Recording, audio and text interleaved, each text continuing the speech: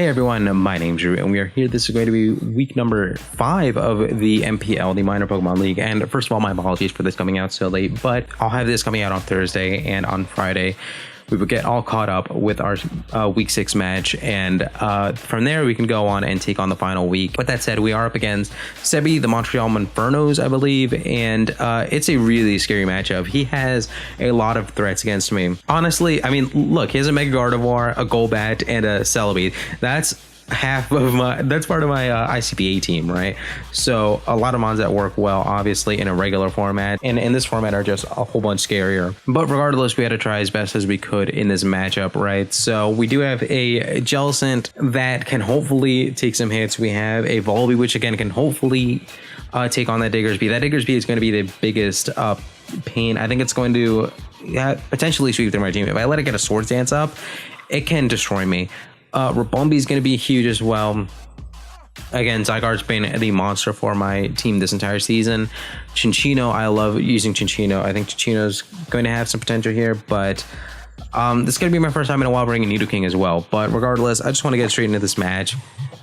I could not even tell you what I let off with. This match was played a little bit of a while ago, but again, he also had so many things that I didn't expect. I definitely expected the Rhydon to come through. I did not expect the Gothorita at all. He leads off with the Raichu as I lead off with my Chinchino. Yeah, no, of course. I love leading off Chinchino. Chinchino is such a fantastic lead. But regardless, I go for the Tail Slap, and we talked about this after the match. He gets Static on first one, which kind of stinks, but I think he brought Static expecting it to be able to hit me, to get me once. Now, he told me after the match he EV'd his Raichu specifically to be able to take a full power Tail Slap, and that's exactly what happened. He absolutely read me. He gets a crit off on the Volt Switch. He goes for the Nuzzle, which was unnecessary because I was able to, because I got static anyway. Now, here's the situation. I go for a U-turn on this play where I get fully paralyzed. Now, not saying that it was the biggest deal in the world, because it wasn't, but an Expert Belt U-turn onto the Celebi, first of all, would have given me a little bit of momentum, but would have also done around 60-ish percent, 60 to 70% up against the Celebi. It did huge damage against Celebi, and like I said, gave me some momentum. And now I go into Rabombi. I can U-turn up again. If it stayed in, I still did massive damage. I don't know. I'd have to look into it, but those two U-turns would have done huge damage against it. But now I can just go into my Zygarde, and I believe I just clicked 1,000 arrows, if I'm not mistaken, because at this point 1,000 arrows is free as he goes into the Celebi. And now that I see how much I do to this Celebi, I know that I am in huge trouble, because again, I'm not saying that those two U-turns would have made a huge difference in the match, but it would have made me feel a lot better about this play. But regardless, I'm forced to switch out here, and I go into Nidoking, hoping to try to get a big Sludge Wave off on this thing. It does go for the Stealth Rock. I did expect the Stealth Rock to come through. That's the only way that I felt safe going into this Nidoking.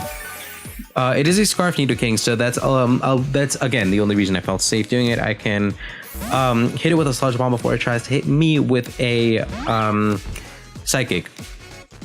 I do go for the Sludge Wave as he brings in the Gothorita and traps me, and this is where I really realize, oh, Gothorita, I can't do anything against Gothorita. I'm Scarfed into Sludge Wave, and he told me that the Gothorita was specifically for my Nidoking. In team prep, I didn't even consider Gothorita as really an option, because I did have a lot of pivoting options. And again, in my head, the only reason they would bring it was against Nidoking, and it just didn't seem worth it to me in my head. But now that I'm in game and I see how powerful it is trapping in my Nidoking, now I see exactly why I brought it, because it is a monster that just destroyed one of my threats. And now I can bring in my Zygarde. I can try to salvage something, take out this. Oh, I go for Crunch. Part of me because I thought it might try to switch into Celebi, which it didn't. It wasn't worth it at all. But he could have played for differential. I don't know. Or he really didn't have to. But now that I just go for that Crunch, I pretty much, it doesn't go great, because now it has the very freest of Swords Dances right now. And it takes that opportunity to Swords Dance, and it can destroy a lot of my team. It outspeeds everything that it needs to outspeed. And he told me after the match, and of course he did. Of course I knew this. Of course I knew that he would. But he very specifically EV'd his DIGGERSBY to be able to take very, very strong hits from my Zygarde, because at this point the only thing that can hit it is the Zygarde with extreme speed. But he knew exactly how much damage he'd be taking from a Zygarde extreme speed, and he countered it as well as he could, and puts me in a bad spot, because now if DIGGERSBY can't take a hit, or sorry, if Vullaby can't take a hit, then I really don't have any other answers for this DIGGERSBY. And just quick attack, just Swords Dance quick attack can destroy a lot of my team. A lot of my faster threats are frail enough that they do go down to a single quick attack, and everything that it can outspeed, it just gets destroyed by an Earthquake. So I'm in a terrible position here. There really is not much that I can do anymore.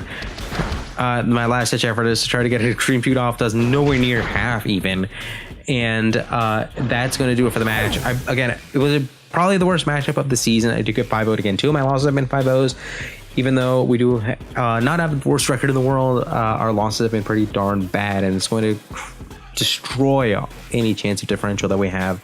So that's going to be the match. There's a reason he's 6-0. There's a reason he's been beating everybody, and people have lost a lot worse to him in this season. But regardless, that's gonna be the match. With that, thank you guys so much for watching. We'll be back again really, really soon. We'll be getting caught up tomorrow with the MPL, and then we can move on to ICBA, UBL, and much more other stuff in the future. But with that, once again, thank you guys so much for watching, and once again, out.